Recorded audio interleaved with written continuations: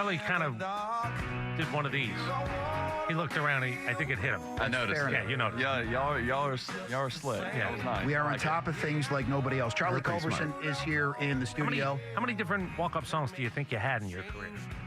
I'm not sure, but I think I only had one with the Braves. Okay. And proud of that? Yeah, these guys, awesome. these guys sort of just play what's hot, and then you found something and stuck with it. I stuck with it here in Atlanta. Yeah, that was kind of cool. You're trying something new now, though, for those that don't know. The last time you pitched a lot was when you were a, senior at Calhoun High, like 17 years ago? That's right. Yeah, here we are doing it again. And so now, yes, here you are. What led to, first of all, this decision? I know that you did it here and there in the major leagues, but what made you want to try this as a full-time position? Yeah, I mean, let's be honest, like, everybody's career changes, and I didn't really have that super luxury of finishing out as the utility player that I kind of was at the big league level, and teams just kind of go on, they move on. Unless you're the superstar that's playing every day, like, they're going to find new guys to fill that spot. And I think I told somebody the other day, like, I feel like I'm capable of continuing to be that, solid utility player here. But again, teams just move on, they change their mind, and I had to adjust. Yeah, we'll talk about the adjustments and really what your plan is. But there is this thing, the 34-year-old sort of utility guy, they almost will say, give me the 22-year-old guy, because the clock thing isn't really what it used to be, keeping guys down in the minors. And they say for a little bit less money and for a guy that might be a little bit more upside, we're going to bring this guy up. And you sort of become dinosaurish to be the guy who might be the 34, 35-year-old utility guy on a team these days. Yeah, I mean, I agree with that, but there's also a part, too, that's like there's experience. Mm-hmm. I haven't played a ton at the major league level. I'm not getting 700 plate appearances. Like, I'm going through all the workouts, preparing, but obviously not seeing the field a ton. So there's something to that that's like, yeah, I mean, yeah, he's 34 years old, or you could bring up a 22-year-old, but they might get more production. Who knows? You just never know. Everybody's a different player. But I've been fortunate enough to be on great teams. When Alex traded for me in that big money swap trade, came into 18, and I'll say it, like I was a part of that winning team to get the Braves back on track. I felt like I did my part, and now since then the Braves obviously have a ton of great players, superstar players that are pulling the load, but you have to have everybody to kind of help tug at one end of the rope. Right? I don't think any team's won without a guy. Nick and I have talked about this. I don't think you win without a guy who is never going to be the best player, not going to be the second best player, but there's a guy in the room that you go, oh, that guy gets what we're trying to do here, and he's going to help us because he understands what we're trying to do here. Yeah, you need a few of those players. You obviously need your all-stars. It's great to have Ronald Acuna, Austin Riley, Matt Olson. Like, you keep going down the list. Like, for Braves fans, like, you have to be excited for the future and for right now. Like, it's really fun to watch them, but you need a whole team. You need more than 26 guys. It's just how it is. Guys get hurt, and other guys have to fill in. I was very fortunate to be one of those guys to have filled in to help out this team get back on track. I'm not saying I was the only one that did my part, but I take a lot of pride in being that utility player that filled in for Ronald when he got hurt in 18, and filled in for Ozzie and Dansby. And, like, I mean, I'm a pretty humble guy, but I'll have to give myself some props for doing those things too, for being called upon. I mean, I wasn't an all-star. I wasn't ever the best player, but I feel like the time that I had in Atlanta and my role wasn't too bad. Did you sense it just fit, though, because the fans, everybody seems to still embrace you in the city of Atlanta. To a certain extent, I understand being a hometown person, that helps, but the fit just seemed right. Yeah, I mean, I think it worked out. It worked out. I try my best to always be available to fans. I'm still, a professional baseball player that goes out and gets my work in, but I always try my best to take the time out to be willing to talk to fans, to kids, to help out, to give them advice, to show them that, like, you can do both. It's not like a one-sided thing where you are just a baseball player and you're put up on a pedestal and people look at you and you're not human. Like, come on. Yeah. We're just blessed with the ability to play a game and get extra chances. So let's go back to the pitching thing in high school. Do you believe, looking back, you could have been a guy who, minor league pitcher with a chance to make it up to the bigs? Yes. You do? Yeah. Okay. So what was the swing? How did you become the everyday player? Like, what was the moment that somebody said, okay, but you're not a pitcher now. Now you're a guy who's going to try to earn a spot being an everyday player. Like, what was the transition? There was one specific day. It was my birthday, and my senior year in high school. And I remember I was 4 for 4 that day with 2 home runs, and I got up to 96 on the mound. So I pitched, had a great day at the plate, and one team was like, they emailed me. They're like, hey, we like the way that you play, this and that. We'd love to invite you to our pre-draft as a pitcher. And I remember emailing them back and saying, well, I appreciate that. Thank you so much. But what about as a shortstop? And they're like, oh, we view you as a better pitcher. And I'm like, no, I believe I can do it as an infielder, as a position player. And I was able to. Maybe not to the extent of some of these great careers. But again, I'll go back to it. Like, I had a goal in mind, and I made it to the big leagues as a position player and was able to scratch out almost 8 full seasons that way. But I knew that I could pitch too. And I feel like my arm's fresh. I don't have many innings in my arm. Yeah, work that to your advantage. Charlie Culberson here in studio with us. So what's that initial conversation with Alex Anthopoulos like when you tell him you want to be a pitcher? Well, the second time they took me off the roster because, I can't just be optioned back down to the minor leagues. It's either you're on the active roster or you're not. And I remember talking to my wife, Sarah, and then I called Alex and I said, hey, I kind of see where this is trending for me. What if I try to pitch? And, he's seen me pitch before, and Alex is like, yeah, I think it's great. Why not? And, for them, it's not much for the Braves. Sure, go to AAA and go on the development list for however long. You only have 2 months left of the season. So I built up for 6 weeks just working at pitching and getting my arm in shape. And then it's up to me, right, to go down there and throw and see what I got. So what's it like, though, to watch a game or sit in? Because bullpen guys were a little bit strange. That group is a little bit different than everybody else. Now you're in that group. What's it like to actually go watch a game from down in the bullpen? Yeah, you have some guys that they're locked in on every pitch. They have their routine. Then some guys just try not to think about the game as much. For the most part, you're in the outfield, behind the fence.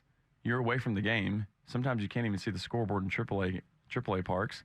So you really don't know what's going on. It's like it's really hard to really focus and pay attention to like every pitch and the inning and the score and all that and what guys are doing. I think it's just like a position player that's coming off the bench. You just find a routine that fits you and helps you stay locked in. Now, the weird part was you take the mound last September, and you give up 2 earned runs in almost 3 innings. Mm-hmm. And as a pitcher over 7 1/3, you didn't give up that many runs. But all things considered, it was a success as you came off the mound that day, right? Yeah, I started 2 innings, got through both innings, came in with 1 out in my last appearance to finish an inning, and I finished the inning. I gave up a couple of long flyouts, and then I gave up singles.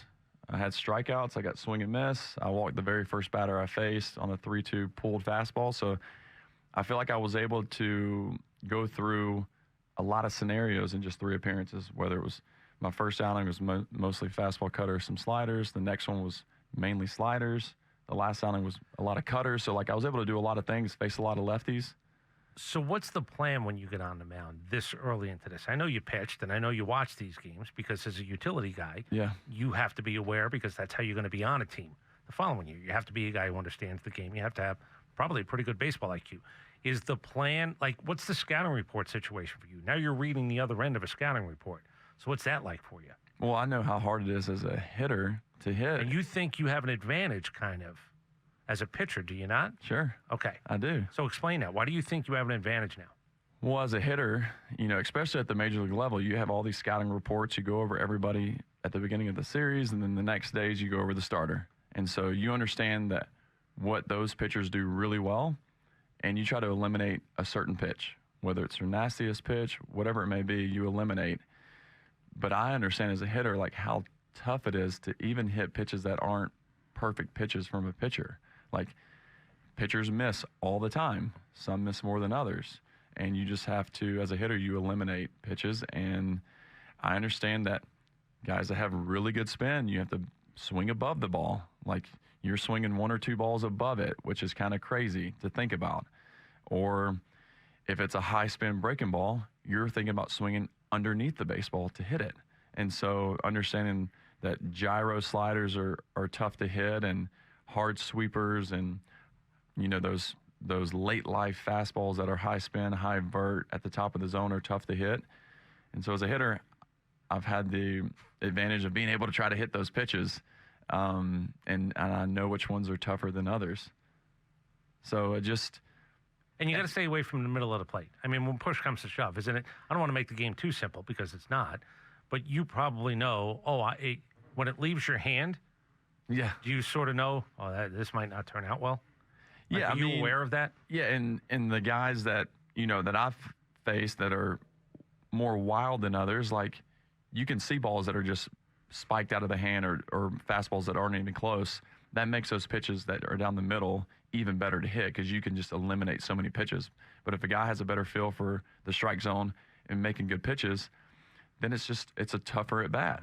And so if you're more around the zone, you're hitting your spots better, it doesn't necessarily mean that your pitches have to be that much better. Location is better than stuff sometimes. Charlie Culberson here in studio with us, like we said, reinventing himself as a pitcher, going down to spring training, next Friday? You're going to be headed down? Mm-hmm. So in the offseason, you work with a pitching lab. What does that teach you more so than anything else? Yeah, I mean, I told myself, too, like, if I'm going to try and make this switch, and now I'm making a big switch, I'm switching positions, like going to be a pitcher, I can't just work out on my own. I can't just throw on my own. Like, I know that would probably be okay, but at this point in my career, I've got to have extra help to guide me with mechanical stuff, with extra thought process on grips and, how to attack hitters and my body, like body awareness on the mound. This is the time to kind of clean all that stuff up. But then once you get on the mound, it's all about competing and just giving it your best stuff. Same thing. When did this pitching lab stuff start? I'm trying to figure it out because they are called pitching labs and they're real things now, whether it's biomechanics, they're trying to figure out pressure points, they're trying to figure out how to keep guys healthier. I don't even know when this began. And I guess you find out more about, it sounds strange to say, but you find out more about your own body, right? Because I guess you were quoted as saying everybody's body is obviously different, so your mechanics are going to be different.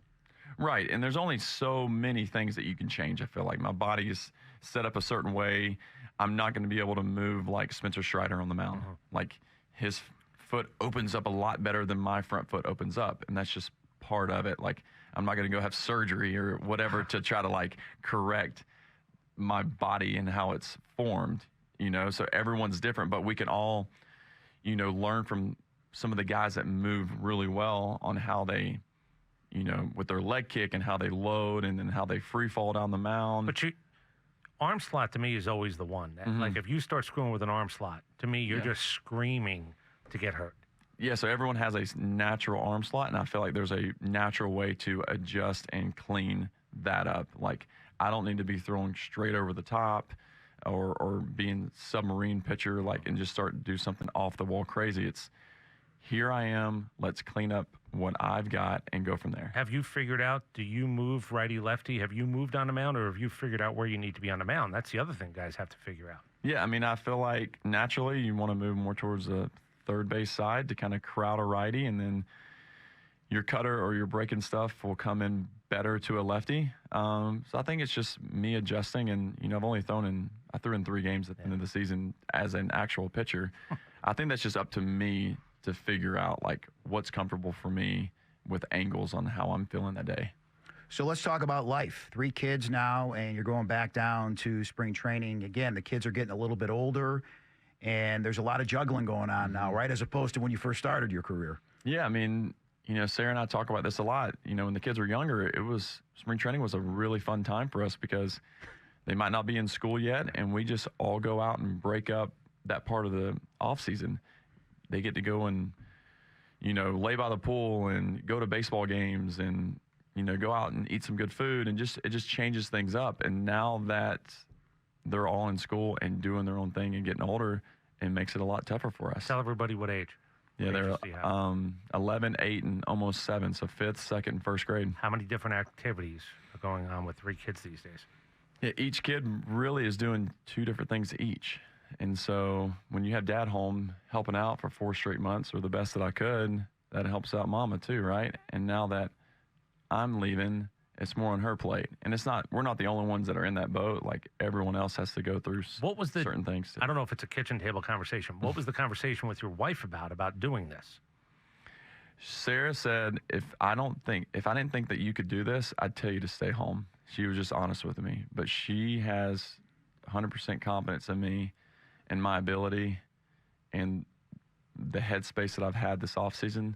She goes, since I believe in you that you can do this, I'm okay with you going. So she's always been behind me in my career. Right, so she understands, I don't want to say this, but she understands enough about baseball. Yeah. As well as you, personality-wise, that this is realistic enough to go away for 7 weeks, maybe go away for a few months on top of that, and she's okay with it. Yeah, I mean, last year was really hard for us with the juggling, getting a chance to, fill in Atlanta, but she's like, you were in Gwinnett for 2/3 of the season, but it still feels like you were away, and it's just tough. It is. It's tough. Can I ask, I don't know if this is a fair question or not. Is this a want or a need for you? Is this a want thing or is this a need thing for you? Maybe a little both. Like, I want this because I know that I can do it. A need in what sense? I don't want to retire. I don't want to be sitting on my couch in May. Like Charlie Morton told you. I'm going to miss the crack of the bat. I'm going to miss the roar of the crowd. That's stuff that you're going to be thinking about. Charlie Morton said it anyway when he's 70 years old. And he's got a family situation similar to yours. He likes his family. Yeah, he loves his family. Loves his wife and kids and loves being there with them. But I think there's a need for some guys and it's not because of ego. It's, I don't want to leave meat on the bone. I don't want to ask myself 10 years from now, could I have done this? That to me is the difference between want and need. Want, I want to keep playing baseball. Need is, I don't want to have to think about this somewhere down the road as to whether I could have done it or not. Well, I've had great support, and whether it's family or friends, we all have those people that you go to and the honest guy. Yeah, for good advice. And, I think last August and September was a thing that kind of did it for me. If I would have went out and, I was 88 to 90, I wasn't spinning the ball good, I was just getting crushed in those few appearances, wasn't throwing any strikes, walking everybody, then I could have said, you know what, I gave it a shot. But I feel like I was able to do some really cool things analytically too, because let's be honest, baseball is very analytical now. Like, I feel like I was a decent enough utility player that brought a lot to the table that helped in any way that I could, but I'm not hitting the ball 95 off the bat all the time, and I'm not the fastest guy out there. I guess I don't wow the numbers guys enough to keep me around in that role. But spinning a baseball, like, I feel like I fare pretty well, and again, I'm got swing and miss, and those were the things that allow me to say, I can do this. And so, yes, it's more of a need in a sense of, I don't want to say, what if, right? Right. And so now I'm giving it a shot. And in my mind, I know I can do it. And that's the conversation, we talked about this on the air yesterday, Charlie, that you, Chris, had with Jeff Francoeur, right? No doubt. He was in a similar situation. Jeff was looking at a minor league contract possibly after he'd had a pretty good run with Philadelphia. He's a pinch hitter. And he's pissed. Why am I on a minor league deal? Why, I don't know if I want. I said, you don't know if you want to. I said, again, I want you to think about this. I think he had 2 kids at the time. I said, it'll be May or June, and you're going to hold 1 kid, and your wife's going to be on the other side of the room, and you're going to be pissy. And then she's going to be pissy because you're not really being the father you're supposed to be because you're angry. Or you didn't do what you thought you should have done or what you could have done, but just got ego said, no, I'm not going to do that. And I don't think that's a win for anybody. Make them rip the uniform off here. At least you're telling me what I hear is if you were throwing 88 and walking guys, you don't want to be a clown show. You don't want to be a sideshow. Right. Right. And you would have known that last year if it did not go well. Exactly. Okay. And again, I've had great support from Braves country, but I want to be viewed as like, here's a guy that's coming in. Obviously, I'm not getting any special treatment. I'm going to minor league camp. Yeah. Like I told backfields and like, hey, we're going to be backing up big league games. And I told my daughter, she's big into dance and like she's going through some things. And as a parent, you want to be a parent, but you want to be a friend too. And you try to do some like similarities. I said, Colin, this is like me being sent back down to the newbie side of dance, even though you're in the top of your class. and you're having to work your way back up. Why? That's just what they told you to do. Like I said, there's a chance that Dad is going to put on a Braves uniform and go in and pitch with no name on the back of my jersey. Something as simple as that. And a number that says 84, my first Major League Spring Training number, 84. Like, that's a hit to me. But then it's like, hey, you know, if this is how it's supposed to go, then so be it. Like, sometimes we can't get everything that we want all the time. And I think the other part with the Jeff thing is he ends up calling games and he's back in the organization. And I tend to believe, and I think Nick and I have talked about this, I think you're going to be in baseball even when you're done playing baseball. So this, I don't want to call it networking, but there's something about doing this that you might learn for whatever it is the next thing might be. I agree. I'm not worried about what's after baseball because I know it all works out one way or the other. Yeah, there's a question mark there because you want to do something that you enjoy and that you're good at and that it works with your family, right? It's the dynamic has to work. So yeah, I'm not really worried about that. I just know that I can do this. I'm going to have to go to minor league camp for the first time in like 14 years, but it is what it is, right? I don't really have much leverage. Yeah. Go down there, give it all I got, show them that I can be an effective major league pitcher. I can spin the ball because they want to see guys spin the ball. They want to see swing and miss. Like, let me get a crack at it. And they want to see guys who can, quite honestly, stay healthy. You're up, you're down. Can you do it again? Can you repeat it? You know, you got to be around a little bit. Yeah, being available. Again, I got not too many innings on this arm. Yeah, I went through some arm fatigue and throwing a lot this offseason, so I get it. I give pitchers a lot of credit because it's a lot of work. Throwing off that slope is different, and being available to throw back-to-back days and throw a lot. It's work, and you have to put in that extra work. But I know how to put in work. Charlie Culberson with us for a couple more minutes. So, best case scenario. How do you see yourself as a setup guy, as a closer? If it all works out, what do you see yourself doing as a pitcher? Best case scenario? Best case scenario. Closer, right? I mean, why not? So you've thought about, because most kids think about, I hit the home run in the bottom of the ninth. Do you really have in your mind, gate opens, I got music, and I'm coming in to finish a baseball game? Like, have you envisioned that? Why not feel that way? Yeah. Why not put those thoughts? I mean, they might be kind of far stretched, but like, why not? Right? I've been the guy that's been hitting pinch hit home runs, walk off home runs in games. Like, as a kid, you envision those moments, and like, I've been able to do some pretty cool things and be put in some pretty cool moments and to help a team out. It's like, do I want to just be the middle reliever in the big leagues? If that's what it is, sure. Like, I can make it back as a major league pitcher, but why not want to have that strive to be a closer? You know, though, that those backfields, you're going to be around 19-year-olds, 20-year-olds. You're going to see arms touched by God. There's probably going to be a moment where you're going to go, look at this guy. Mm-hmm. Have you thought about that a little bit? Because you're not going to be Yoda at that point. You're competing with guys. Yeah, I want to compete. Yeah, I don't want to be that guy, and I feel like I've never been that guy that just goes in and like, he's just that old grumpy guy that's coming in and like, I was here for the start of this run with the Braves. Like, I've seen that other side. I was a young guy, and I've seen guys like just not have good attitudes. Like, I want to be a positive light for all these people that I'm around, even if they're an 18-year-old kid that's coming into spring training for the first time. Do you think there's going to be some 18-year-old kid, let's just say Idaho? He has no idea who the hell you are, and he's looking around going, who's the old guy? Like, on the back fields. Like, there's a chance that's going to happen. Well, he doesn't look 90 in his defense. I'm gonna trim up. I'm gonna. Oh, you are? Yeah. I'm gonna come in looking like I'm 25 again. He'd say that about us. I don't think he'd say that about Charlie Culberson. I don't know. These 18-year-olds, they have no filters. They're liable to just say stuff. Or like Isaiah Drake at the end of the season last year goes, "Hey man, just want to let you know, like, I love watching you play for the Braves," and like, that was pretty cool. Yeah. Yeah, it was pretty cool. Right. And now he's a young prospect, and it's pretty cool to see him. And I just want to give. It's cool to have the respect from these young kids, but again, we're on the same playing field. Yeah, they're competing. We're competing. It's like fun competition. Let's go and get after it. I'm not going to like make you look bad. Don't make me look bad. Let's do this together. And I feel like that's just positive vibes going through. And I just want to be there to compete, to win a job too, but I'm going to help guys along the way. What if the 20-year-olds are going out one night? Is an off day tomorrow, you know you're not going to get on the bus. You're going to go out with the 20-year-olds? Like, do you think you'll be invited? Like, how does that work? To chaperone?